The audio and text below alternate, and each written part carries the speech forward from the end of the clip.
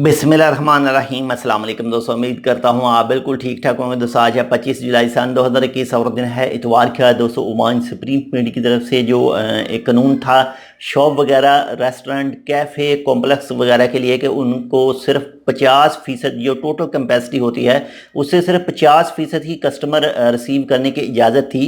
तो आज government communication centre की तरफ से कहा गया है कि वो रूल अब भी लागू है। वो तमाम लोगों को ये रूल फॉलो करना है। अगर जो भी ये रूल फॉलो नहीं करेगा तो उसके खिलाफ कानूनी कार्रवाई वगैरह होगी।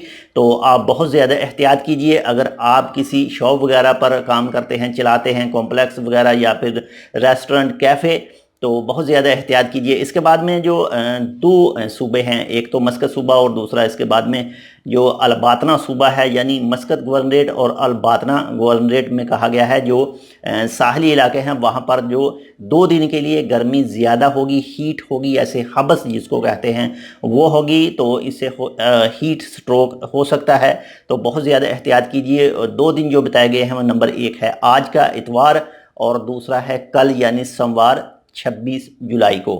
तो ये ओमान के महकमे मौसमियात की तरफ से रिपोर्ट थी। तो बहुत ज़्यादा एहतियात कीजिए। इंशाल्लाह मिलते हैं आपसे दूसरी अपडेट के साथ। अगर आपने अभी तक हमारा ये चैनल सब्सक्राइब नहीं किया तो आप इसको सब्सक्राइब कर सकते हैं मज़ीद ऐसे ही मालूमाती वीडियोज़ के लिए। अल्लाह हाफिज़।